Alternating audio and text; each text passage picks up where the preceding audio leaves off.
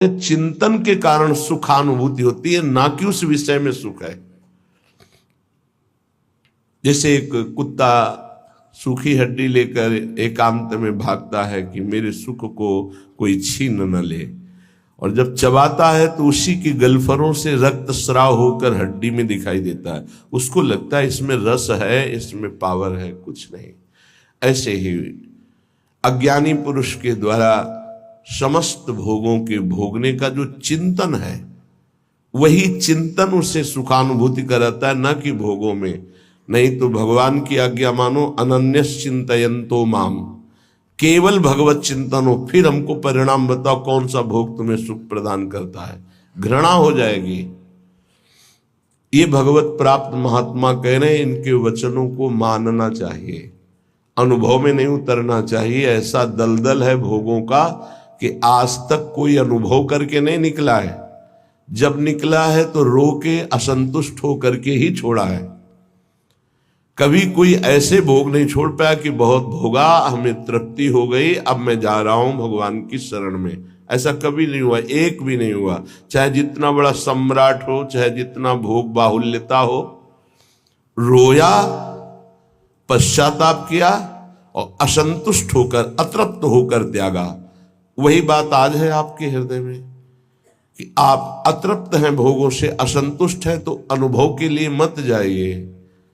गुरुजनों की, महापुरुषों की बात मान लीजिए और उसका चिंतन छोड़ दीजिए। बस खास बात है, तुम्हारे को अगर कोई परेशान करता है तो तुम्हारा चिंतन परेशान करता है। अंदर से ठीक बैठकर देख लीजिए। बड़े भाग्यशाली उपासक है जिन्होंने अपने चिंतन को बचाने की चेष्टा की। कोई भी क्रिया तब होती है जब चिंतन होता है। ये बहुत सिद्धांत है, भगवान के वचन है। ध्यायतो विषयान पुंसास संगस्तेषुपजायते। जब हम किसी विषय का ध्यान करते हैं, चिंतन करते हैं, मनन करते हैं, तो हमारे अंदर उसके भोगने की इच्छा प्रकट होती है।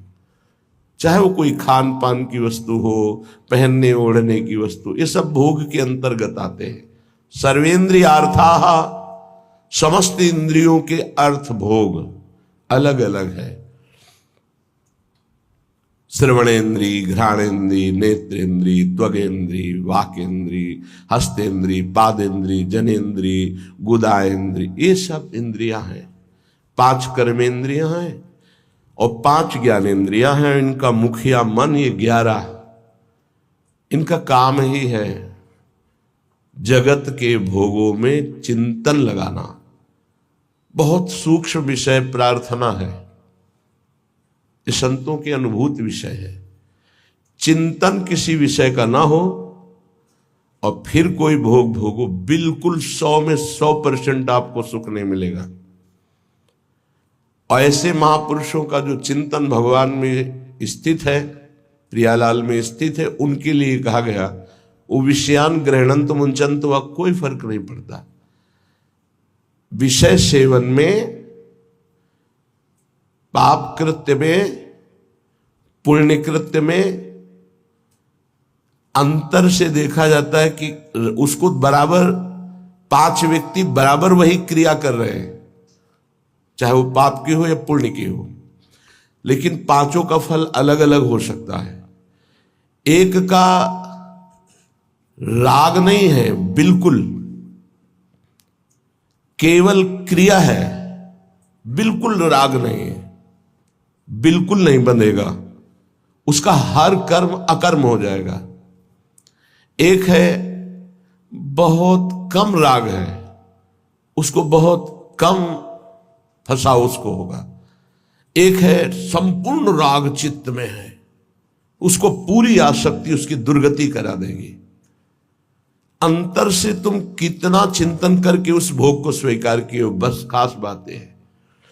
इसीलिए भगवत प्राप्ति के मार्ग में चाहे जो विषय हो, यदि वो बहुत प्रिय लग रहा है और उसका हमारा चिंतन बना है, तो उसे हमें सेवन नहीं करना चाहिए, चाहे वो कितना सतोगुणी भोग क्यों न हो। क्योंकि हमारा चिंतन बना है, और अगर हम भोगेंगे तो चिंतन पुष्ट हो जाएगा, और बार बार चिंतन होगा तो हमारे चिंतन में विघ्न पड़ेगा। इसलिए जिस वस्तु का चिंतन हो कि आज तो अमुक चीज खानी है, अमुक चीज देखनी है, अमुक चीज भोगनी है, उसका बहुत सरलता पूर्वक यदि माया ने सानिध्य दे दिया है तो भी ना भोगा जाए। ये बहुत अंदर से अध्यात्म पुष्टि की बात है, इसे समझ लो। श्रीपाद कह रहे विषम, पहली बात यह है कि तुम हर्षित होकर जे ही भोग में जाओगे तो परिणामता तुम्हें शोक मिलेगा, क्योंकि द्वंद्व है ये विषम है।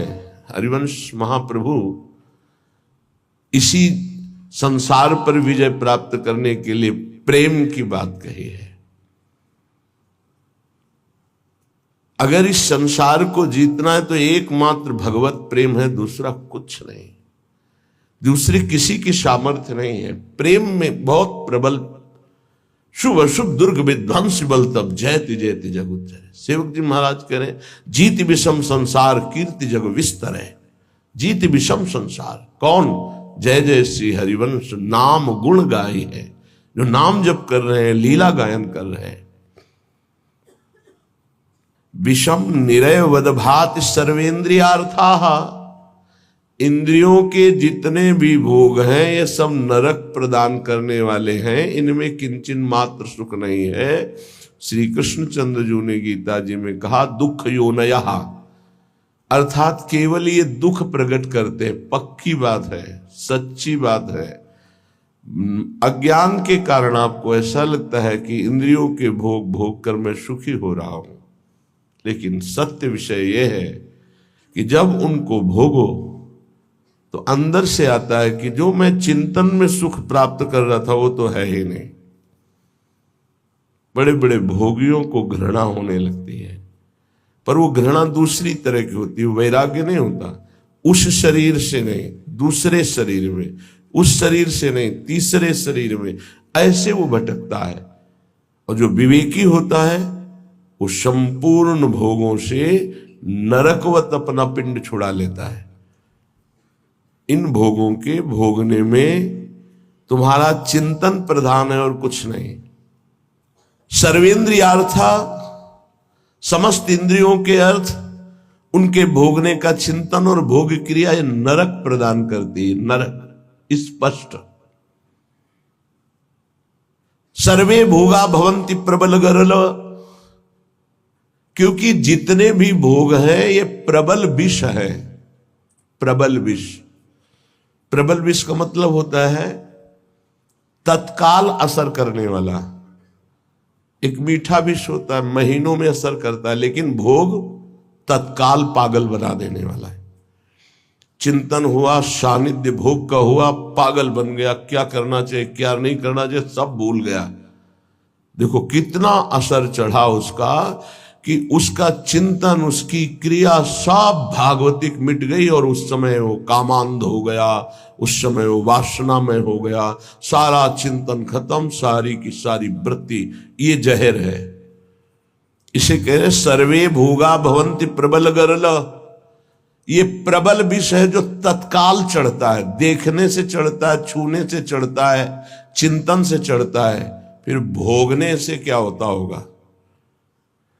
ये ऐसा प्रबल गरल है, विष है, कि एक विष तो खाने से ही केवल एक शरीर में चढ़ेगा, एक जन्म नष्ट करेगा। लेकिन ये भोग कह रहे सर्वे भोगा भवंती प्रबल गरला, ये इतना बड़ा विष है कि देखने से चढ़ जाता है, सुनने से चढ़ जाता है, चिंतन से चढ़ जाता है, फिर भोगने से क्या दुर्गति होगी। इसलिए का निरवय वदभाति सर्वेंद्रियार्था, जो इंद्रियों के भोगों का चिंतन करके उनको भोग कर सुखानुभूति करते उनको नरक की प्राप्ति होती। भगवान ने भी कहा त्रिविधम नरकश्चेदम द्वारं नाशन मात्मनः कामः क्रोधा तथा लोभा तस्मादेत्रेम त्यजेत। ये तीनों नरक के द्वार हैं, काम क्रोध लोभ, ये निश्चित नरक प्रदान करते हैं। वन्युद्भट ज्वाल कल्पाहा, और ये भोग क्या करते हैं, हृदय को जलाते हैं। अग्नि जैसे जला करके त्वगेंद्री को, शरीर को कष्ट देती है, लेकिन ये कारण शरीर तक प्रभाव डालते हैं। भोग, स्वभाव, अंतःकरण, इंद्रियां और स्थूल शरीर भी, इस तीनों शरीरों पर विष का प्रभाव पड़े, ऐसा विष की रचना आज तक नहीं हुई प्रकृति में। प्राकृतिक विष केवल स्थूल शरीर पर प्रभाव डालता है, इस पर, लेकिन ये सर्वे भोगा भवंति प्रबल गरलः, ये स्थूल शरीर पर भी प्रभाव डालते हैं, सूक्ष्म शरीर को बसीभूत कर लेते हैं और स्वभाव को बिगाड़ देते हैं। देहाभिमानी पुरुष जब इंद्रियों के द्वारा विषयों का चिंतन करके भोग करता है तो उसके तीनों शरीर बर्बाद हो जाते हैं, तीनों शरीर उसके गंदे हो जाते हैं। ये इसीलिए जो विज्ञजन है वो कह रहे हैं कि इससे बड़ा कोई जहर ही नहीं है। सर्वे भोगा भवंति प्रबल गरला वन्युत भट ज्वाल कल्पाहा, हृदय जलाता है, भोगने पर भी जलन, भोगने के बाद भी पश्चाताप की जलन, पश्चाताप की जलन। और वो पश्चाताप टिकाऊ नहीं होता है, 1 घंटे 2 घंटे जलन हुई, तीसरे घंटे फिर उसी भोग की चिंतन वृत्ति, फिर वही भोग की क्रिया। बड़ी दुर्गति है संसारिक जीव की, बड़ी दुर्गति। ऊपर से चिकना चुपड़ा शांत नजर आ रहा है, अंदर देखो इसमें लिखा है वन्युत भट ज्वाल कल्पाहा, कामाग्नि, क्रोधाग्नि, लोभाग्नि, उससे जल रहा है वो। कीट प्रायाः समस्त प्रवर सुरगणाः सिद्ध्यश्चेन्द्र जाल, कह रहे कि बड़े महापुरुष हैं, इसलिए कह रहे हैं कि इन कीड़ों में और देवताओं में कोई फर्क नहीं है। क्यों?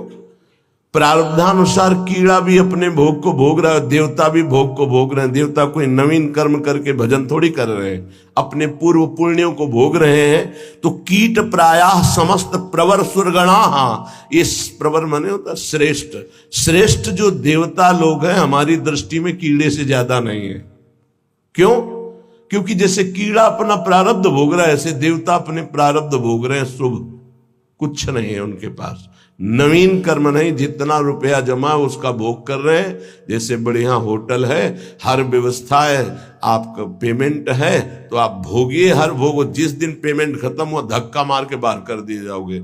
ऐसे ही स्वर्ग से धक्का मार के गिरा दिया जाता है। उसके गले में माला पड़ी होती है, वो माला नित्य नवीन सुगंधित रहती है जब तक उसको स्वर्ग में रहना है। और जहां माला कुम्हलाई तो पता चला कि पुण्य नष्ट हो गए। अब उसको भारी वियोग, उसका विमान छिन जाएगा, उसका महल छिन जाएगा, उसको अप्सरा जो मिली थी वो सब भोग सामग्री एक क्षण में हटा के, देव शरीर से हटा के भ्रष्ट कर दिया गया। फिर मृत्यु लोक में क्या बनेगा कि कीड़ा पतंगा क्या बनेगा वो भगवान जाने। इसीलिए कह रहे मेरी दृष्टि में कीड़े से और देवता से समानता जब करते हैं तो बराबर नजर आता है। वो अपने प्रारब्ध का भोग भोग रहा है, अपने प्रारब्ध का। तो बोले मनुष्य का उदाहरण क्यों? मनुष्य श्रेष्ठ है देवताओं से। क्यों? क्योंकि वो राधा राधा कृष्ण कृष्ण जप करके वो भगवत प्राप्ति कर सकता है, देवता नहीं कर सकते। कीट प्रायाः समस्त प्रवर सुरगणाः सिद्ध्यश्चेन्द्र जाल। अब कह रहे ये जो अष्ट सिद्धियां और भी 28 सिद्धियां और भी अन्य छोटी सिद्धियां, बोले ये इंद्रजाल है, कोई भगवदानंद नहीं है। इंद्रजाल माने होता है जो है नहीं पर दिखाया जा रहा है, माया का, जादू का एक नया तमाशा। सिद्धियां क्या है? माया का एक नया तमाशा। अगर उनको, और क्या तमाशा? यही है अभी यहां है और इसी समय कहीं और है। जब दोनों, अरे बड़े तो सिद्ध पुरुष है, अभी तो यहां हमारे सामने, तो बोले ठीक इसी समय हमारे पास भी थे, बोले बड़े सिद्ध पुरुष हैं। ये क्या है? कोई खास बात थोड़ी है। अष्ट सिद्धियां, सिद्ध्यश्चेन्द्र जाल, ये इंद्रजाल माया जादू का तमाशा है। यह है प्रेम की प्राप्ति के लिए जो हमें विकलता चाहिए, वो यहां कहीं नहीं टिकना। प्रायः संस्वाद्य वृंदावन रसिक रसम माद्यते मेद्य हृदयम। जिनको वृंदावन प्रेम रस की प्राप्ति की चाह है वो इतने में किसी में भी न टिके। किसी को भी स्वीकार न करे, नहीं प्रेम रस नहीं मिलेगा। इसीलिए आप देखें हमारे वृंदावन ब्रज धाम या कहीं भी जो भगवत प्रेमी सिद्ध महापुरुष है, आपको कोई जादू तमाशा कोई ऐसी बात नहीं मिलेगी। सीधे सरल स्वभाव, नमन कुटिलाई। तो यहाँ की सिद्धि क्या है? यहाँ के सिद्धों को क्या प्राप्त होता है? रुदु सुस्वरम राजन कृष्ण दर्शन लालसा। पर रोना यहाँ की सिद्धि है। जिस पर तुम हो रीझते क्या देते यदुवीर, रोना सिसकना तड़पना आहों की जागीर। ये यहाँ के सिद्धों की परिपाटी है। एकांत में बैठे हुए चिल्ला चिल्ला के रो रहे प्रभु से, हा कृष्ण, हा कमल लोचन, हा प्रियाजू, हा स्वामिनी। ये यहाँ की सिद्धि है। तो ये किसको मिलती है? बोले जो मोक्ष को कड़ुआ मान करके, जो समस्त इंद्रियों के भोगों को नरक मान करके, जो समस्त भोगों को महाविष जान करके, क्योंकि ये जलाने वाले हैं, और समस्त देवताओं को भी कीड़े से भी ज्यादा भाव न रखना। कीड़ा अपना प्रारब्ध भोग रहा है, वो अपना प्रारब्ध भोग रहा है। और इंद्रियां हैं तो जादू का तमाशा है। गोस्वामी तुलसीदास जी ने भी लिखा है, रिद्धि सिद्धि पेरे बहु भाई, बुद्धि लोभ दिखावे आई, होए बुद्धि जो परम सयानी, तिन तन चितैना नहित जानी। ये हमारा अमंगल कर देंगी, भगवत प्राप्ति नहीं होने देगी। इसलिए भगवत प्रेमी महात्मा कभी किसी सिद्धि को स्वीकार नहीं करता। इसीलिए बहुत सरल होते। अब फिर उनमें कोई चमत्कार नहीं दिखाई देता। क्या चमत्कार? बाहरी, क्योंकि वो इंद्रजाल स्वीकार नहीं किए। उनका चमत्कार होता है उनके समीप एक बार जो आ गया और उन पर भाव कर लिया, तो उसका जीवन परिवर्तित हो गया। वो भक्त बन गया, भगवान का नाम जापक बन गया, अच्छे आचरण वाला बन गया, मनुष्य जीवन का उसको लाभ मिल गया। ये चमत्कार होता है। तो श्रीपाद कह रहे हैं, श्री वृंदावन का जो महारसास्वादन मतवाला कर देने वाला, मोक्ष सुख को भी थुत्कीकृत करने वाला प्रेम है, उसकी प्राप्ति के लिए यदि आप चल रहे हो तो स्त्री मात्रे मात्र बुद्धि, बहुत ध्यान से सुनिए। गृहस्थ हैं तो जिनके साथ पाणी ग्रहण संस्कार किया है, उनके अलावा आपका किसी के प्रति भी काम भाव वाली वृत्ति का संबंध नहीं होना चाहिए। नहीं, बड़ी दुर्गति होती है। चाहे वो स्त्री शरीर हो चाहे पुरुष शरीर हो, यदि अपनी मर्यादा से अलग, ये देखो धर्म शास्त्र हैं, इनका एक कानून है। भारतीय संविधान के अनुसार आपने यदि कानून विरुद्ध आचरण किया और नहीं पकड़े गए तो आप अपने को बहुत प्रवीण मानते हैं कि मैं बच गया, देखो। लेकिन तुम भारतीय संविधान के प्रगट में दंड ना मिलने पर ऐसा न समझ लेना कि दंड मुक्त हो गए। एक है भागवतिक संविधान, जिसमें किसी की गवाही, किसी की साक्षी की या किसी की रिपोर्ट की जरूरत नहीं, तुम्हारा कर्म ही तुम्हें दंड दे देगा जो तुमने कर्म किया है। इसलिए जो पति वंचक पर पति रति करई, रो रो नरक कल्प सत परई। जो स्त्री अपने पति की वंचना करके दूसरे पुरुषों के साथ सहवास करती है, बहुत समय तक वो रो रो नरक को प्राप्त होती। ऐसे जो पुरुष पाणी ग्रहण करके अपनी पत्नी को धोखा देकर दूसरी स्त्री के साथ सहवास करता है, ऐसी उसकी दुर्गति होती है। और जो भगवत मार्ग में चलने वाले उपासक हैं, चाहे गृहस्थ हो चाहे विरक्त, समस्त संसार की जितनी भी स्त्री शरीरधारी हैं, उन सब के प्रति पूज्य बुद्धि, भगवत बुद्धि, दैवी बुद्धि, मातृ बुद्धि, ऐसा कहा गया है। जिनसे पाणी ग्रहण किया है उनकी बात अलग, गृहस्थी में बका सबके प्रति भगवत बुद्धि, सबके प्रति। ऐसे विरक्त भाव में गोस्वामी जी इसी की टीका करते हैं। स्त्री मात्रे मातृ बुद्धि के लिए जननी सम जानहि पर नारी, धन पराए बिसते बिस भारी, जिन्हि राम तुम प्राण प्यारे, तिनके मन शुभ सदन तुम्हारे। जो आपको प्राणों से भी अधिक प्यार करते हैं, उनका मन आपका निरंतर निवास स्थान है। हे रघुनाथ जी, वाल्मीकि जी कह रहे, जो सदैव माताओं बहनों की तरफ दृष्टि केवल पूज्य बुद्धि से जाती है। ये जननी है, हम इन्हीं से पैदा हुए हैं, इन्हीं